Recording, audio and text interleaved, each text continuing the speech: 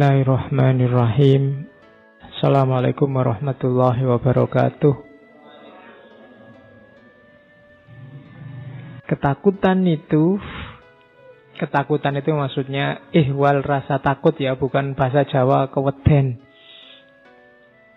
Jadi ketakutan itu rasa kamu tidak nyaman, kamu membayangkan nanti akan ada hasil yang jelek di depan. Kebalikannya harapan. Kalau harapan kamu membayangkan ada yang baik di depan. Makanya karena ada yang baik terus kamu ngegas. Kalau ini kebalikannya, karena ada yang mengerikan di depan, membahayakan di depan, terus kamu ngerem. Nah, remnya namanya takut. Sama kayak harapan, ketakutan itu part of life, part of human experience. Manusiawi. Sangat wajar orang itu takut. Justru kalau ada orang bilang, saya tidak punya takut terhadap apapun, tidak manusiawi. Ya tetap adalah yang kamu takuti. Ya paling tidak, kamu yang bilang saya tidak takut sama apapun, ya kamu takut dianggap tidak takut. Jadi tidak ada orang yang tidak takut apa-apa. Dan tidak perlu kamu galau kalau kamu punya ketakutan. Kamu akui atau tidak, kan kamu kadang gelisah, kadang sumpek, kadang merasa galau. Itu kan sebenarnya kenapa semua itu muncul. Kamu ada ketakutan-ketakutan. Ya kan? Takut besok jadi apa? Takut kejelekanmu yang lama terulang lagi atau ketahuan orang. Selalu ada ketakutan-ketakutan. Di balik semua masalah, di balik semua kekacauan hari ini di level sosial, politik, budaya, di situ ada ketakutan-ketakutan yang tersembunyi. Mungkin orang takut jagonya kalah, mungkin orang takut nama baiknya hancur, mungkin orang takut organisasinya runtuh, mungkin orang takut, terus orang bereaksi. Jadi tidak apa-apa, takut itu manusiawi. Dan di balik ketakutan itu ada harapan. Selalu ada rumus ini. Ini kayak dua sayap dari seekor burung. Dan dua-duanya manusiawi. Terus takut itu connected to threat. Ancaman. Biasanya ada yang menggelisahkanmu. Ada sesuatu yang mengancam di depan. Makanya yang bawa motor kan kemungkinan besar di joknya ada jas hujannya. Alasannya apa? Takut mesti. Jadi kalau ada yang bilang kok saya tidak takut apa-apa kok bawa motor, membawa jas hujan, sebenarnya yo itu yang dia takuti, kehujanan. Jadi connected to threat, ada yang mengancam, dan future thing, di masa depan. Terus survival. Kenapa sih orang takut itu? Jangan salah, takut itu bermanfaat. Dalam rangka apa? Biar kamu selamat. Makanya ada istilah defense mechanism. Nanti yang punya teori ini Freud. Mekanisme mempertahankan diri. Jadi takut itu instinktif. Orang nyari selamat. Asal dia waras, pasti yang dikejar selamat. Bukan tidak selamat. Demi selamat ini orang rela untuk takut. Jadi rumusnya itu. Dan eksistensial. Di antara caramu berekspresi jadi manusia, eksis jadi manusia itu antara lain lewat takut. Oke, selama ini kan banyak yang bilang, alah takut itu ndak laki-laki, takut itu ndak jantan misalnya. Lah ndak. Takut ndak ada hubungannya sama jantan, ndak jantan. Ini manusiawi, eksistensial. Cuma harus dikontrol. Sama kayak harapan. Kalau hidupmu takut terus, yo kamu ndak ngapa-ngapain, nanti ngerem terus kamu. Di kamar terus. Kenapa kok ndak keluar? Takut kena virus, Pak. Kenapa kok ndak jalan-jalan? Takut, Pak, nanti kecelakaan. Yo, ndak ngapa-ngapain, akhirnya kamu serba takut terus. Maka harus ngerti formulasinya bahwa ini manusiawi ya, tapi kamu harus ngerti patokan-patokan rumus-rumusnya. Terus Takut itu biasanya karena pikiran atau pengalaman. Kamu ngitung-ngitung sendiri atau pengalaman. Kenapa kok tidak jalan-jalan? Takut kecelakaan, Pak. Emangnya pernah? Tidak pernah. Tapi dari lihat pengalaman orang lain, terus menurut pertimbangan saya tidak jalan-jalan. Nah, itu kan karena pengalaman atau pikiran. Terus selanjutnya, objeknya rasa takut itu incomplete knowledge sama imagination. Apa sih yang kadang-kadang menyebabkan rasa takut itu? Pengetahuannya kurang lengkap. Kadang-kadang tentang sesuatu kamu ngertinya setengah. Kayak tadi loh, kalau kamu jalan-jalan keluar kamu nanti akan kecelakaan loh. Itu kan iya, kemungkinan itu ada, tapi kemungkinan yang lain kan juga ada. Kamu bisa seneng-seneng. Kamu bisa ngatur agar yo jalan-jalan tapi selamat. Perkara ndak selamat itu kan urusan yang berbeda.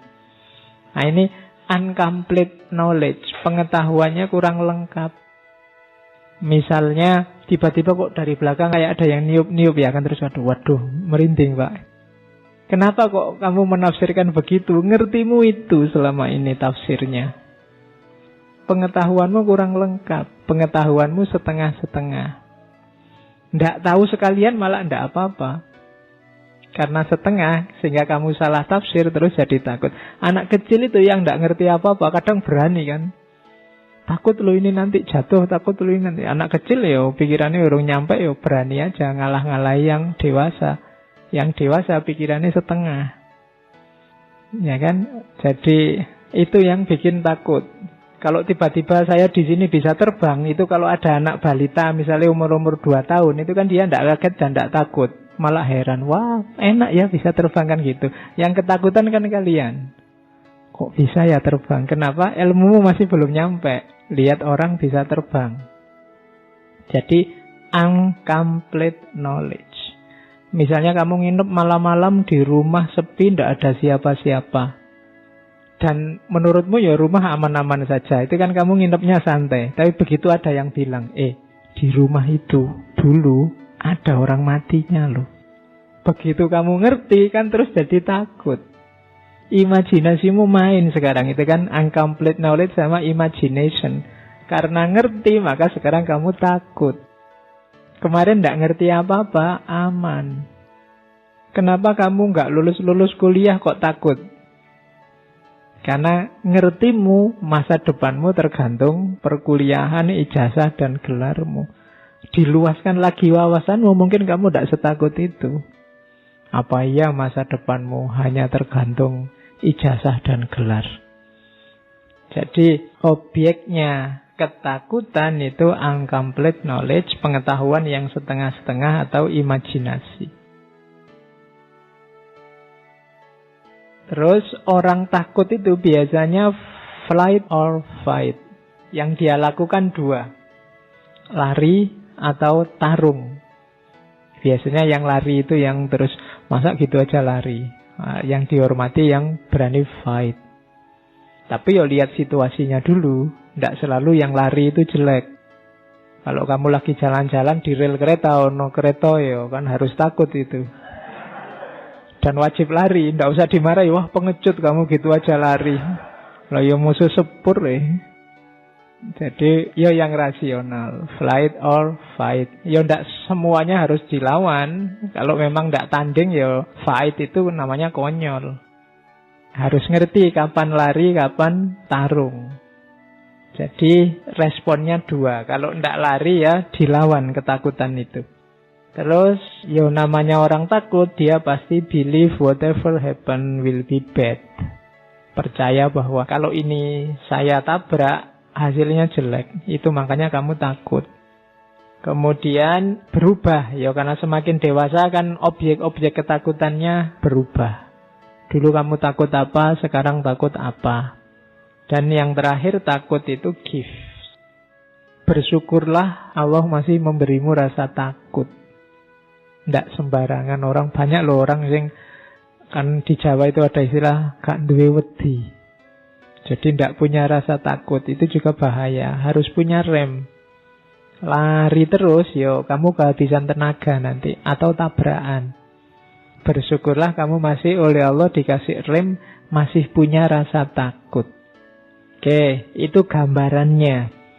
Seperti itulah yang dimaksud dengan takut.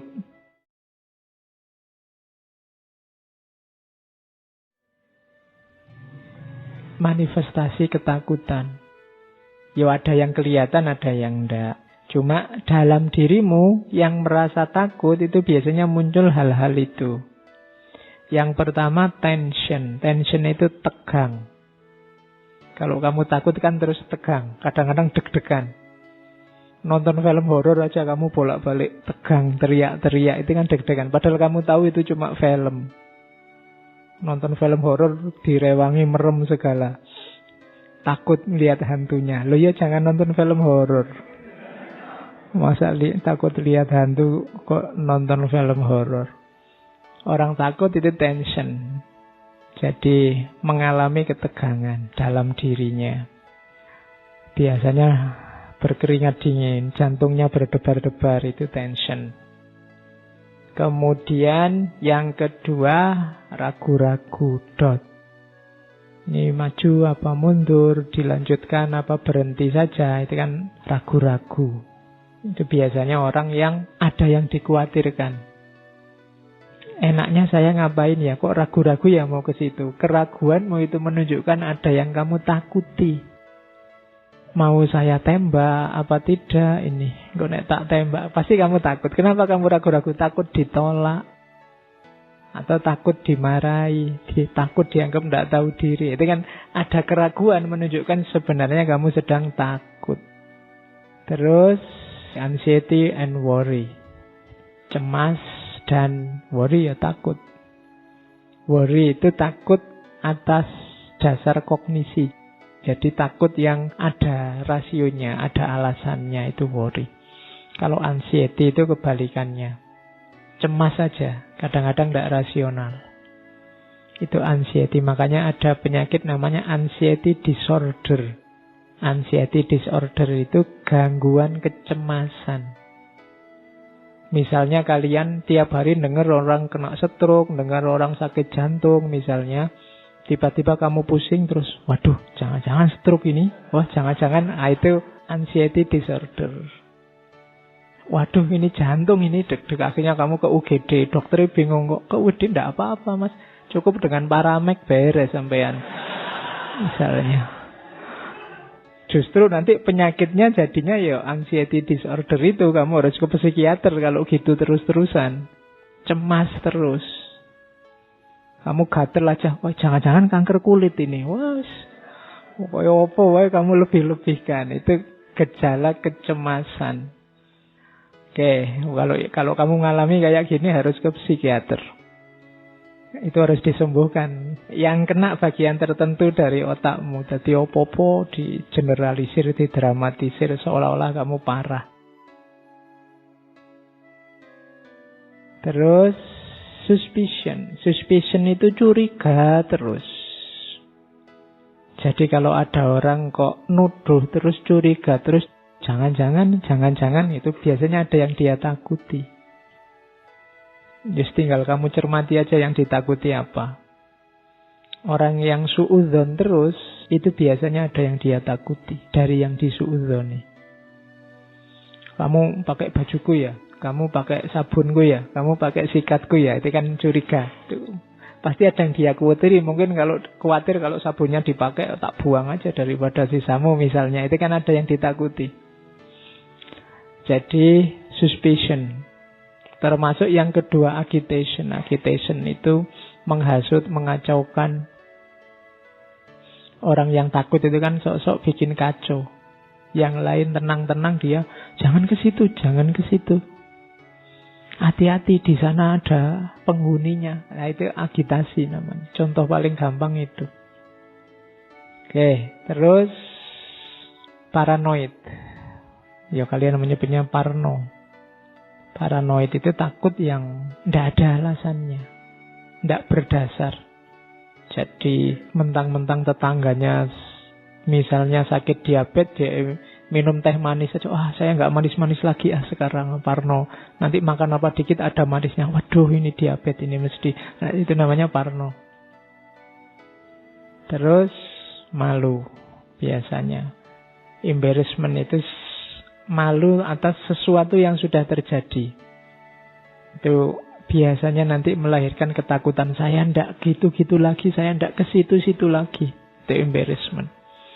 Misalnya kamu nyanyi kok terus temenmu tutup telinga semua, wah itu kan terus kamu malunya luar biasa. Habis itu kamu mesti takut kalau mau nyanyi. Jadi di antara manifestasinya itu embarrassment, malu. Orang yang sudah jatuh malu itu biasanya terus ketakutan. Jadi aku ndak nyanyi-nyanyi lagi lah, aku ndak presentasi-presentasi lagi lah, aku presentasi kok teman-teman cekikian terus. Berarti presentasiku menggelikan mesti kan gitu. Terus kamu, aku ndak presentasi lagi, diketawain tok misalnya. Itu embarrassment. Dan pengalaman ini akan membuat besok-besok kamu ketakutan. Kalau waktunya presentasi terus pamit, mohon maaf Pak, saya sakit, ndak bisa masuk kuliah pas waktunya presentasi. Nah, itu biasanya ada pengalaman di depan yang membuatmu takut. Jadi manifestasi ketakutan itu ini antara lain, ya setiap orang beda-beda. Ada orang yang kalau takut itu ndak tension tapi malah cengenges-cengenges. Tapi ndak mau ngapa-ngapain. Ayo maju. Ndak bisa ya Pak. Itu janjane ya rawani. Jadi sudah ditembak aja, sudah kayak gitu. Gitu kan ya wes. Oke, itu jane tegang cuma ya ekspresinya meringis. Jadi itu juga manifestasi ketakutan. Oke, ndak apa-apa ya, kayak tadi manusiawi asal pas. Porsi dan proporsinya. Ndak berlebihan. Kalau ini objeknya. Basic human fears. Yang ditakuti orang itu secara umum ini. Yang pertama takut gagal. Tidak ada orang yang bilang, saya ingin gagal saja Pak. Tidak ada. Semua orang ingin sukses. Yang kedua, takut ditolak. Ditolak ya tidak cuma urusan nembak pasangan ya. Banyak macam-macam ditolak itu. Ditolak itu tidak diterima. Yang kamu persembahkan tidak menyenangkan orang sehingga mereka tidak nerima. Itu juga ditakuti orang. Fear of rejection. Yang ketiga, fear of the unknown. Takut pada yang tidak diketahui. Ini juga sering terjadi. Sesuatu yang misterius kan menakutkan bagimu. Yang tidak pernah naik motor, dia tidak tahu enaknya naik motor, tidak ngerti tekniknya naik motor itu menakutkan. The unknown. Yang dia tidak tahu itu menakutkan. Tidak enak ya jadi artis, apa-apa diberitakan. Nah, itu kan kamu tidak tahu, wong artisnya menikmati kok. Terus, loh iya kan, dia apa saja dapat sekarang, tidak perlu capek-capek viral. Jadi, yo viralnya dapat, uangnya dapat, enaknya dapat. Nah. Oke, yang capek kan kamu. Kamu sekarang capek-capek bikin meme, capek-capek bikin poster, capek-capek tentang itu. Fear of the unknown. Itu kan dunia gaib bagimu. Of the unknown. Wilayah-wilayah gaib itu. Kadang-kadang perilaku orang di dunia yang berbeda denganmu kan tidak masuk akalmu. Dan kamu takut ke sana. Kamu nggak bayangkan sumpek ya jadi presiden itu. Karena kamu nggak tahu, maka harus kamu takut. Nggak enak ya jadi ulama itu. Loh, kamu nggak tahu. Jadi ya ulama nanti tahu. Fear of the unknown. Orang itu biasanya takut pada sesuatu yang belum dia pahami. Kalau yang ini nggak perlu saya jelaskan. Takut mati. Jadi mati itu menakutkan. Sebenarnya mati itu sama kayak atasnya. Fear of the unknown. Mati itu kan misterius. Kamu tidak tahu. Besok setelah mati ada apa. Kan gitu. Wong yo yang mati ndak ada yang kembali. Jadi orang takut mati itu wajar. Basic human fears. Ndak apa-apa. Asal efek dari takut mati itu positif. Karena kamu sadar bahwa kamu akan mati, apa yang kamu lakukan itu kan selanjutnya itu. Fear of isolation. Ndak punya teman, sendirian, terasing, itu orang juga takut. Semenyendiri-menyendirinya orang, dia tetap butuh orang lain. Sendiri 100% itu ndak mungkin. Kalau ndak percaya kamu yang merasa, saya introvert loh Pak, ndak butuh orang lain, tinggallah di hutan, kamu ya stres. Ndak bisa, orang butuh orang lain. Dia takut kalau tidak ada siapapun. Kemudian yang terakhir takut kehilangan dirinya. Takut tidak eksis, takut tidak dianggap, takut tidak jadi dirinya sendiri. Nah ini fear of loss of self, kehilangan diri. Kehilangan kesadaran hidup. Atau menjalani hidup yang tidak bermakna. Itu orang takut. Kamu ada atau tidak, aku tidak peduli. Itu orang tidak mau digituin. Orang takut kehilangan dirinya. Ini basic human fears. Ini dasar yang orang pasti takut menghadapi ini. Meskipun formatnya beda-beda.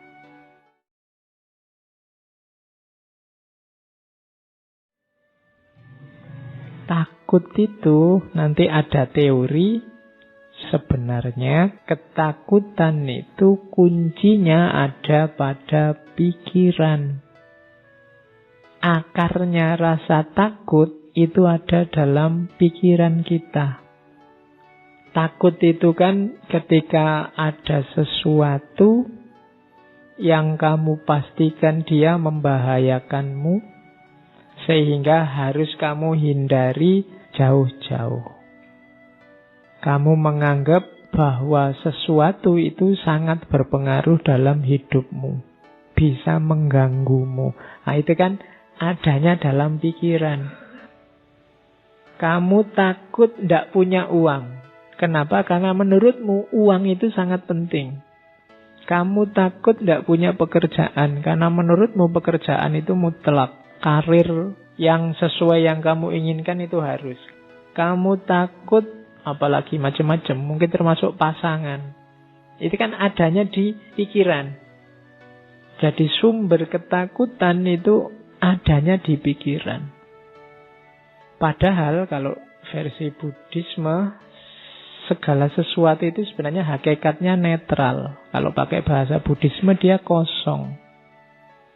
Penting tidaknya, maknanya baik atau buruk, itu pikiran kita yang mengolah. Ngaji ini penting atau tidak, itu tidak ada di ngaji ini sendiri, tapi dalam gagasan kita, pikiran kita tentang ngaji ini. Jadi, kamu ganteng apa tidak, itu kan mungkin tidak terletak di wajahmu, tapi terletak di pikiranmu. Mungkin konsepnya orang tentang ganteng dan tidak itu seperti apa. Jadi kalau ada orang bilang, kok kamu nggak terlalu cakep, jelek gitu, konsepnya aja diganti. Iya kan? Mungkin selama ini yang disebut ganteng itu yang hidungnya mancung, kulitnya putih, wajahnya agak kebulean gimana, itu ya tinggi besar. Itu kan konsep yang ada di kepalamu. Kalau ingin bahwa ganteng itu kamu, gantian konsepnya. Itu kan konsepnya Bapak. Kalau menurut saya ganteng itu yang kecil, pesek, kemudian rambutnya keriting, ya kan adanya di pikiran. Cantik juga begitu. Menyenangkan atau tidak juga begitu. Bahkan penting atau tidak juga begitu. Kuncinya di pikiran. Termasuk ketakutan. Hujan itu cuma air. Dia jadi membahayakan atau tidak, itu ya konstruksi berpikirmu yang menanggapi hujan. Tsunami ya tsunami aja, dia peristiwa alam. Kamu tanggapi dia jadi azab, apa dia itu adalah ujian, apa dia itu. Lo itu kan pikiranmu yang menanggapi, yang membaca, yang membunyikan. Jadi hidupmu itu maknanya ada di pikiranmu. Harapan-harapanmu dan ketakutan-ketakutanmu adanya di pikiranmu. Maka berpikirlah yang sehat. Kuncinya hidupmu itu ada di pikiran. Hidup bahagia itu, Pak, uang banyak, istri cantik, rumah besar. Itu kan versi yang ada di kepalamu sekarang. Ada loh justru orang yang merumuskan hidup bahagia itu tidak punya apa-apa, tidak terikat apa-apa, tidak tergantung apapun, hidup bebas. Loh, ada yang begitu. Dari mana itu muncul? Di pikirannya. Jadi termasuk rasa takut itu kuncinya ada di berpikir. Kalau kamu berpikirnya salah, ya lahirlah ketakutan-ketakutan yang tidak rasional tadi. Jadi maka aturlah cara berpikirmu. Tanggapi segalanya secara sehat. Awas keliru. Tak kasih contoh ya. Ada kisah terkenal sekali kalau di barat, namanya kisah katak kecil, Little Frog. Ini biasanya diceritakan ke anak-anak TK. Kalian tak anggap TK dulu sementara. Jadi satu ketika ada rombongan katak kecil. Hari ini kan populer sekali cebong itu ya. Cuma tadi mau tak tulis kisah cebong itu nanti tersinggung kalian. Oke, yo ini kakaknya cebong lah, percil. Ya. Jadi ini kisah percil, kisah katak kecil. Jadi satu ketika ada percil, sekelompok percil yang melakukan lomba naik gedung. Terus karena ini unik, ada percil yang naik gedung, terus penontonnya banyak, ingin ngerti nanti juaranya siapa. Nah, waktu hari H yang nonton banyak, supporternya banyak, teriak-teriak. Terus dimulailah lomba itu. Tapi penonton ini begitu lihat gedungnya, wah gedungnya setinggi itu, percilnya kecil-kecil, apa ya bisa nyampe puncak. Maka penontonnya ya komentarnya macam-macam. Komentatornya banyak. Wah, ndak mungkin itu bisa. Ndak kuat gak. Wong percilnya kecil-kecil gitu apa ya bisa. Pokoknya teriakan-teriakan itu banyak. Ndak mungkin sampai puncak. Ndak akan ada yang bisa mencapai puncak. Sekuat apapun kata-kata itu ndak akan bisa mereka sampai ke puncak. Sulit lah, mustahil lah, ndak mungkin lah, teriak-teriak gitu. Percilnya yang naik ya bener. Akhirnya ada yang jatuh satu demi satu, ndak kuat. Satu demi satu, ndak kuat. Hanya ada satu percil yang orang teriak apa saja nggak peduli, dia naik terus, pelan-pelan naik. Dan dialah yang juara akhirnya, percil ini. Setelah si percil ini juara, wartawan datang ngerubung. Ya, ngerubung percil ini, maunya diwawancara, gimana kok bisa menang, kiatnya apa, anunya apa. Tapi diwawancara percilnya diam aja, cuma tolah-toleh aja. Akhirnya diketahui ternyata percilnya ini tuli. Jadi dia tidak dengar. Jadi waktu orang teriak-teriak, tidak mungkin, tidak bisa, sekuat apapun tidak akan mampu, dan sebenarnya dia tidak dengar. Pokoknya dia jalan aja. Akhirnya nyampe puncak. Bandingkan dengan tadi percil yang pikirannya terganggu oleh banyak suara dari luar. Nah, ambil pelajaran sendiri dari cerita ini, bagaimana pikiranmu menentukan langkahmu. Pikiran-pikiran yang terganggu oleh macam-macam tadi, ya merasuk. Kalau isinya rusak-rusak dan jelek-jelek, ya efeknya dalam dirimu juga jelek. Maka pinter-pinterlah apa yang harus kamu masukkan, apa yang jangan masuk dalam dirimu, karena menentukan isi pikiranmu.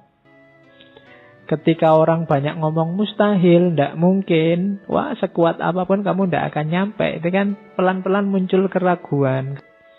Apa ya aku bisa, kok orang-orang bilangnya begitu, apa ya aku mampu.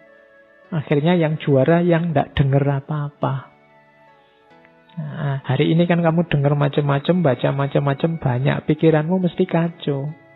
Kamu ndak tahu mana yang baik, mana yang buruk, mana yang asli, mana yang palsu. Hari ini. Kenapa? Terlalu banyak yang masuk. Latihanlah jadi tuli sedikit-sedikit. Oke, jadi ini untuk ilustrasi bagaimana kuncinya sebenarnya ada dalam pikiran. Harapan-harapanmu, ketakutan-ketakutanmu.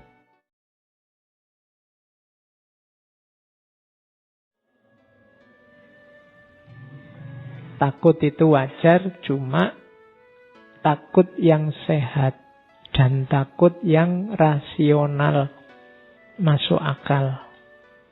Takut yang sehat itu takut yang menghasilkan perjuangan, takut yang wajar menghasilkan kebaikan. Itu takut yang sehat. Ada takut yang tidak sehat. Takut yang tidak sehat itu ya buahnya jelek, hasilnya rusak. Mungkin kamu keras pada orang lain, akhirnya kamu menyiksa orang lain, menyakiti orang lain gara-gara ketakutanmu. Takut jagomu kalah, terus kamu merendah-rendahkan orang lain, mencaci maki orang lain, menganggap semua yang dari yang kamu takuti itu jadi jelek dan seterusnya. Itu namanya ketakutan yang tidak sehat. Bahwa orang takut jagonya kalah itu wajar. Tapi takut itu membawa kemana, itu nanti yang akan menilai apakah ketakutan itu sehat atau tidak sehat. Jadi kalian boleh takut, tapi tetap yang sehat. Takut mati menghasilkan kesadaran untuk lebih dekat sama Allah, itu kan sehat.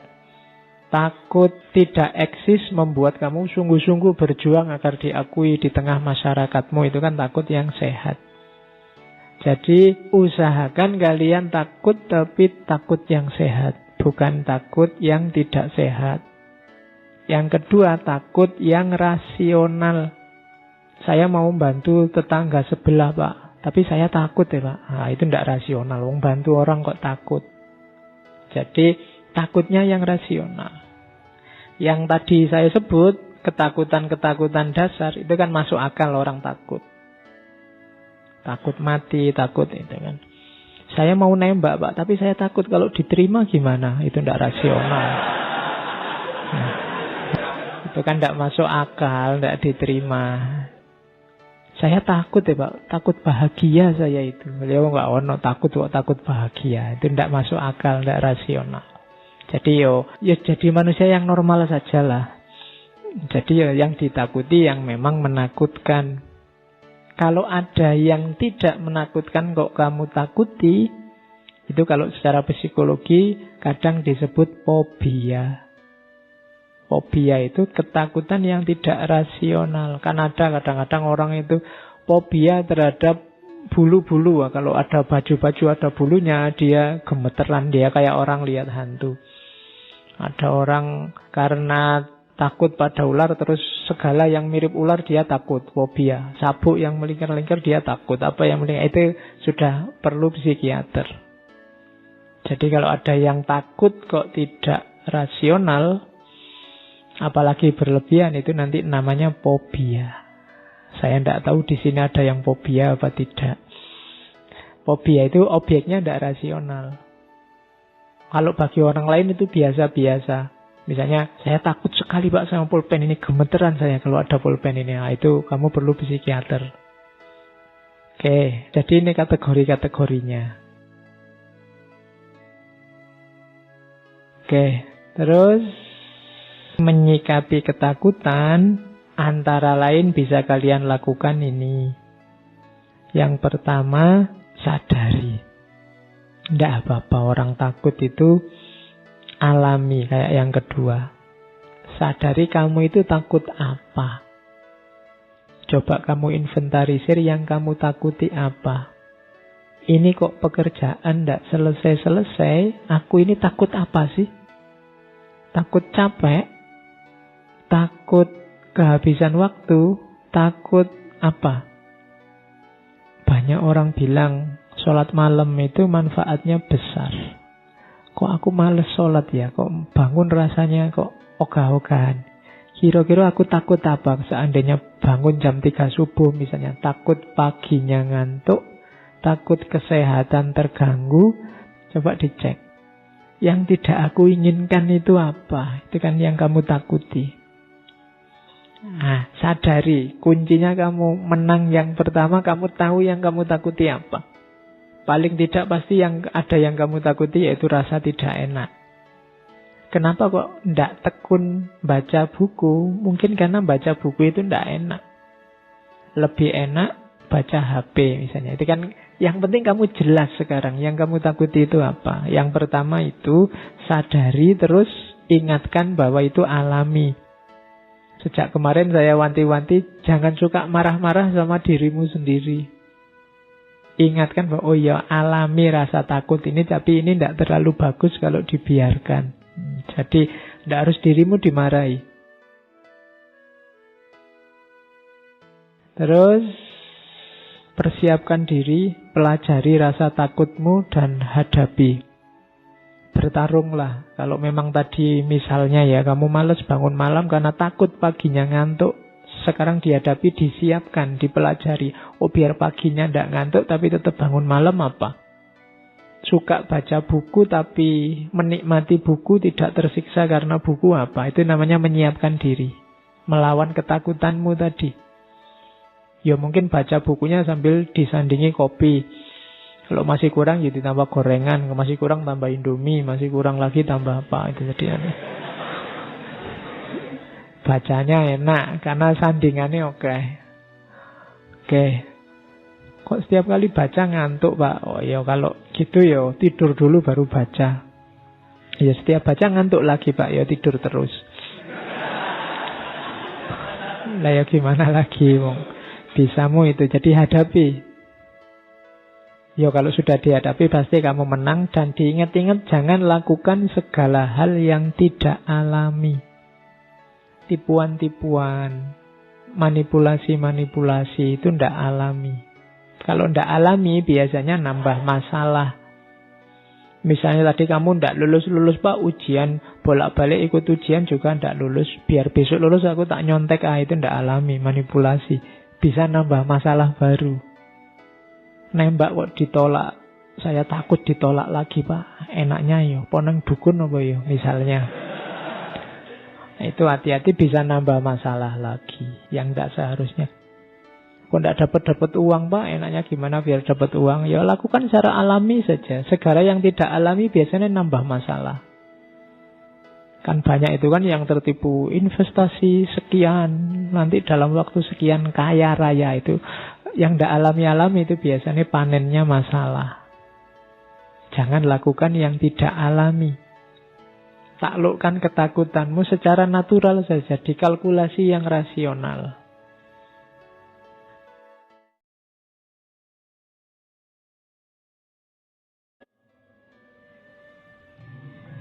Satu-satunya ketakutan yang pasti terpuji kalau dalam agama adalah khauf. Takut kepada Allah. Jadi kalau ingin tauhidmu memuncak, atasi semua ketakutanmu pada apapun yang selain Allah, sisakan satu-satunya yang kamu takuti hanya Allah. Atasi itu maksudnya ya taklukkan. Jangan mau disetir oleh ketakutan-ketakutan yang bukan ketakutan karena Allah. Atau ketakutanmu pada yang bukan Allah, jangan sampai tunduk di bawah ketakutanmu pada Allah. Jangan sampai mengalahkan ketakutanmu pada Allah. Maksudnya itu. Kalau dalam Islam istilah khauf ini macam-macam. Di Al-Quran juga banyak sebenarnya. Ada khauf. Khauf itu takut di hadapan sesuatu yang lebih superior. Itu namanya khauf.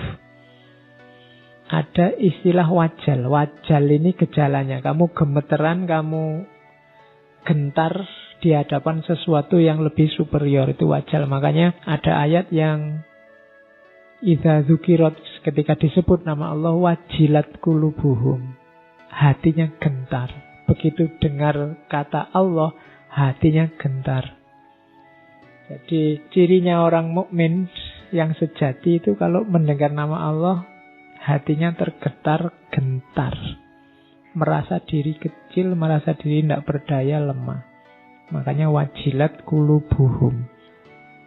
Orang di hadapan yang superior, di hadapan Allah khauf, manifestasinya wajal, bentuknya nanti khosyah. Khosyah itu takut yang sangat besar.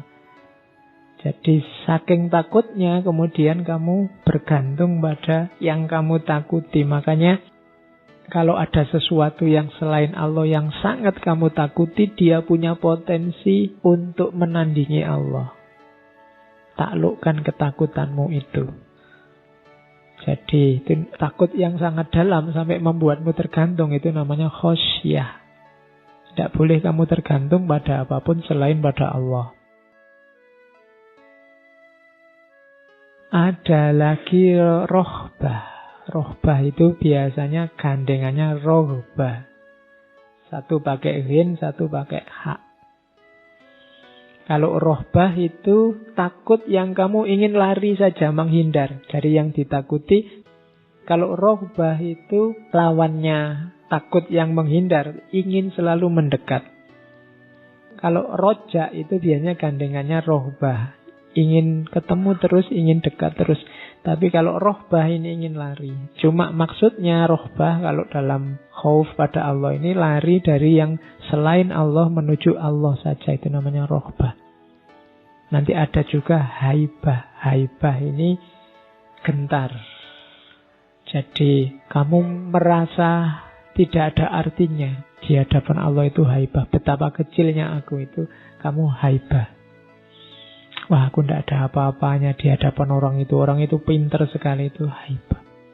Jadi kalau dalam agama ini, kalau dalam Islam, khauf itu dasarmu untuk mendekat ke Allah. Yang pertama itu saya ambil beberapa ayat. Ayat tentang khauf itu banyak. Kayak di surat Ar-Rahman itu ada, barang siapa yang takut pada Allah, waliman khofa maqama rabbihi jannatan, dia akan dapat 2 surga. Jadi kalau kamu satu-satunya yang kamu takuti hanya Allah, besok kamu tidak cuma dapat 1 surga tapi 2 surga. Ya lumayan, kalau capek di surga yang satu pindah ke surga yang satunya. Memang tafsirannya begitu. Jadi ada 2 surga untukmu. Waliman khofa maqama rabbihi jannatan fabi ayyi alai rabbikuma tukadziban. Jadi takut itu syaratnya, konsekuensinya keimanan. Saya ambil dari Ali Imran itu. Innama dzalikumus syaitonu yukhawwifu awliya'u fala takhafuhum wa khafuni. Setan itu selalu menakut-nakuti para aulianya Allah. Jadi kalau kamu sering ragu-ragu, sering was-was, kamu sering tergoda melakukan kejahatan, kejelekan, itu perilakunya setan, maka jangan takut, jangan gentar. Satu-satunya yang harus kamu takuti hanya aku, katanya Allah. Jadi la takhafuhum wa khafuni. Jangan takuti mereka, takutlah pada aku saja. In kuntum mu'minin. Kalau kamu percaya, kalau kamu beriman, itu Allah kayak ngomong, kalau kamu takut pada mereka, sebenarnya kamu tidak terlalu percaya padaku. Yang harus kamu takuti mereka. Jadi yang pertama itu, Al-Quran menjelaskan tentang takut itu. Implikasi, konsekuensi, kalau kamu ngaku orang beriman, yang kamu takuti hanya Allah saja. Apa ndak boleh Pak takut ke yang lain? Kan wajar Pak takut ke yang lain. Ya cuma takut ke yang lain itu ndak boleh nabrak takutmu pada Allah. Takut sama manusia sampai kamu ndak sholat, itu namanya kamu ndak takut Allah, takut sama manusia. Nah ini ketakutan yang nabrak takutmu pada Allah, itu yang ndak boleh. Terus innama yahsyallahu min ibadihil ulama, ini kalian sudah hafal. Yang khosyah, yang berarti takut serius mendalam pada Allah, itu hanya para ulama, hanya orang-orang yang punya ilmu. Orang yang ngerti, orang yang sadar dirinya pinter, punya keilmuan sehingga dia makrifat tentang kehidupan ini, pasti dia takut sama Allah. Yang masih berani sama Allah, biasanya ilmunya kurang. Masih harus belajar lagi. Terus implikasinya apa? Takut pada Allah itu berarti berani menghadapi semua yang selain Allah. Fala tahsyawun nasa wahsyawni. Jadi jangan kamu takuti manusia siapapun dia, takutlah hanya padaku saja. Itu maunya Allah. Terus ketakutan itu bisa jadi kontrol dari perilaku jelek. Kalau ini dari kisahnya Qabil sama Habil itu kan, la in basatta ilayya yadaka litaktulani ma ana bibasitiya dia ilaika. Itu kan waktu Qabil mau bunuh Habil, kalau engkau ulurkan tanganmu untuk membunuhku, aku tidak akan melakukan hal serupa. Aku tidak akan mengulurkan tanganku untuk membunuhmu. Kenapa tidak begitu? Inni akhafullaha rabbal alamin, karena aku takut pada Allah. Jadi kalau engkau mau menyakitiku, aku tidak akan menyakitimu. Tidak akan balas menyakitimu. Kenapa? Aku takut pada Allah. Kalau engkau memakiku, aku tidak akan balas maki-maki kamu. Kenapa? Aku takut pada Allah. Itu pelajarannya ayat ini. Jadi umat Islam tidak dilatih untuk membalas kejelekan dengan kejelekan. Kalau masih takut sama Allah. Oh Pak, dia duluan Pak, bohong. Kan berarti sah saya. Bohong juga enggak. Dia duluan maki-maki ya Pak. Kalau enggak dimaki-maki balik, kalah nanti kita. Oh, enggak. Jangan melakukan yang jelek. Ya sekarang banyak orang bilang, sing waras ojo ngalah, tapi lakukan dengan baik. Jadi tidak ngalahnya lakukan dengan lurus, dengan baik. Kalau merasa enggak bisa melakukan dengan baik, jangan tanding. Kenapa nanti? Jangan-jangan kamu nabrak pagar-pagarnya Allah. Rumus kita pokoknya kalau ada yang jelek, perbuatan jelek apapun, ingat-ingat kalimat itu. Inni akhafullaha rabbal alamin. Sesungguhnya aku takut sama Allah. Pelihara baik-baik kalimat ini dalam dirimu. Dan barang siapa takut, dia akan dapat banyak pelajaran. Ya kan? Kalian yang bahasa surah Allah itu kan, saya dzakkaru may yakhsha.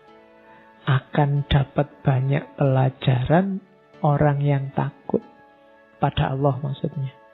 Nah, itu rumus-rumus khauf dari agama.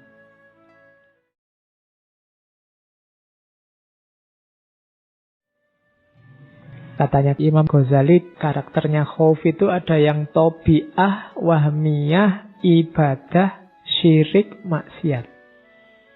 Tobi'ah itu alami. Yang sehat, yang rasional itu tobi'ah. Ada takut yang wahmiyah. Wahmiyah itu ketakutan yang tidak rasional. Tidak masuk akal, tidak jelas. Kok gitu kok ditakuti. Itu namanya wahmiyah. Yang ditaklukkan yang wahmiyah ini. Kalau yang tobi'ah dikontrol. Yang wajib yang mana? Ibadah. Takut pada Allah itu kan jenisnya ibadah. Kalau ini wajib. Kamu harus takut sama Allah. Takut ketakutan di bawahnya yang tobi'ah, kontrollah, jangan sampai nabrak ketakutanmu pada Allah. Kalau masih ada ketakutan yang wahmiyah, taklukkanlah. Jangan sampai kamu takut yang tidak jelas. Yang sama sekali jangan syirik. Takut tadi yang harusnya pada Allah, kamu tempelkan pada yang bukan Allah. Nah ini tidak boleh. Jadi ini takut yang punya konotasi sampai kamu menyerah mempertuhankan. Itu yang tidak boleh. Kalau tobi'ah masih boleh. Malam-malam gelap-gelap, wah saya tidak berani masuk kamar sana. Ngeri kalau di sana itu sebenarnya natural alami. Kamu tidak usah jawab, gitu aja kok takut-takut itu ya sama Allah. Ya, tidak begitu. Ya. Ayo mas maju pidato. Waduh gemeteran aku takut. katanya beriman. Ya takut itu sama Allah. Ya tidak begitu, itu tobiah, tidak apa-apa. Wajar, dikontrol saja. Yang tidak boleh itu takut yang kemudian yang ditakuti jadi objek kayak Allah, disembah, ditaati 100%. Itu namanya jenis khauf yang jadi syirik. Atau maksiat. Ketakutan yang melahirkan maksiat itu tidak boleh. Menyebabkan melakukan sesuatu yang diharamkan. Waduh, aku takut tidur sendirian, berdua yuk. Nah, itu tidak boleh. Kan alami Pak, dasarnya ketakutan, tidak boleh melahirkan maksiat. Oke, itu macam-macamnya khauf. Oke, terus kalau katanya Imam Ghazali, dasarnya khauf itu makrifat. Tidak mungkin khauf itu dipaksa. Saya tak takut, padahal nggak takut, itu tidak bisa. Untuk bisa ketakutan pada Allah itu muncul, harus kenal siapa Allah, siapa dirimu. Otomatis kamu akan takut, kamu akan gentar di hadapan Allah. Orang yang masih berani sama Allah, mungkin dia ngerti Allah itu siapa, tapi dia tidak makrifat pada Allah. Jadi tidak kenal. Beda kan kenal sama ngerti itu. Dia tidak sadar siapa Allah itu sehingga dia tidak takut sama Allah. Maka tahu dan sadar tentang Allah, makrifat tentang Allah itu jadi dasarnya khauf. Kenali dirimu, kenali Allah, maka otomatis kamu akan takut sama Allah. Manusia yang paling takut pada Allah bisa dijamin dialah yang kenal dirinya dan kenal Allah. Makanya yahsyallahu min ibadihil ulama. Hanya orang-orang berilmu yang bisa takut sama Allah. Karena ketakutan itu tidak bisa dimanipulasi. Kalau kepatuhan bisa. Kamu paksa-paksakan untuk sholat, kamu paksa-paksakan puasa bisa. Tapi dipaksa takut tidak bisa. Kalau dasari tidak takut. Untuk bisa takut, katanya Ghazali, jalurnya adalah makrifat. Makrifat itu berarti paham, kenal, sadar tentang siapa kita, siapa Allah. Kalau kamu kenal siapa itu raja, siapa itu presiden, kan orang ini raja loh, presiden loh, otomatis kan kamu langsung gentar. Kayak kamu naik motor tiba-tiba dicegat orang, begitu ngerti, itu polisi toh, langsung gentar. Kenapa? Kamu makrifat tentang hubunganmu dengan polisi. Sehingga muncul khaufnya. Nah, sama Allah usahakan sampai level ini. Kamu tidak memaksa dirimu tapi otomatis takut. Kalau mau melakukan kejelekan, takut aku sama Allah. Nah, itu berarti kamu sudah jadi. Keimananmu sudah mantap. Tapi kalau ini masih belum, ya masih dipaksa-paksa menghindari maksiat, dipaksa-paksa. Harus kamu tumbuhkan lagi, harus naik level lagi. Kalau di Imam Ghazali, dasarnya makrifat. Ini tidak bisa dibikin-bikin. Implikasinya apa? Orang yang takut pada Allah itu biasanya tawadhu. Tawadhu itu antitesisnya sombong. Jadi, ya tawadhu tidak identik dengan kalau jalan menunduk ya.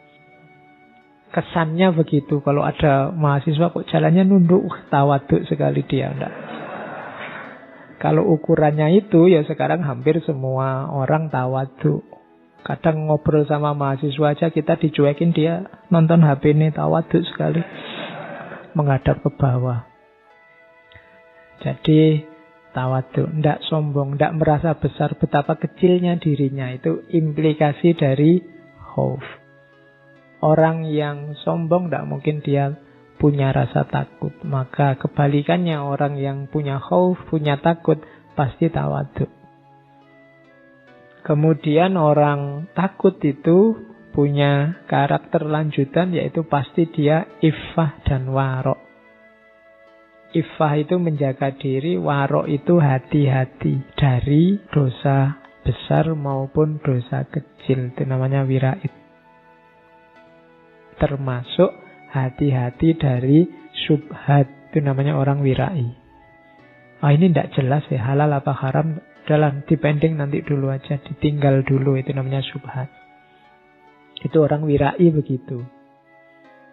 Jangankan yang haram, yang syubhat aja dia tidak mau, itu wirai. Orang yang wirai pasti nanti terjaga dirinya, namanya iffah. Terus siddiq. Siddiq itu orang yang menempuh jalur lurus. Itu implikasinya orang takut sama Allah. Kemudian ilm. Pasti dia punya ilmu. Kalau Imam Ghazali tadi kan ma'rifat. Orang bisa takut itu pasti karena dia ma'rifat, paham siapa dirinya, siapa Allah. Maka dia ada di makom ilm. Dan yang terakhir pasti takwa. Kadang-kadang bahkan takwa ini didefinisikan takut kepada Allah. Karena memang dekat. Orang yang takut pasti takwa. Jadi itu implikasinya. Kalau ingin tahu orang ini takut tidak sih sama Allah, coba cek parameter-parameter itu. Yang bisa kalian lihat itunya. Dia tawadhu apa enggak? Terjaga apa tidak? Kemudian lurus apa tidak orangnya? Kemudian berilmu apa tidak? Dan takwa apa tidak? Itu ukuran-ukuran seorang yang takut. Kalau masih tidak punya itu sebenarnya ya mungkin takutnya masih dipaksa-paksa. Oke, terakhir saya bawakan Plato tentang ketakutan juga, cuma dalam konotasi yang berbeda. We can easily forgive a child who is afraid of the dark. Kita bisa memaafkan dengan mudah anak-anak yang takut kegelapan. Tragedi yang sebenarnya dalam hidup adalah ketika orang dewasa takut dengan cahaya. Kalau ada anak kecil takut kegelapan itu wajar, biasa. Wong yang besar aja kadang juga masih takut.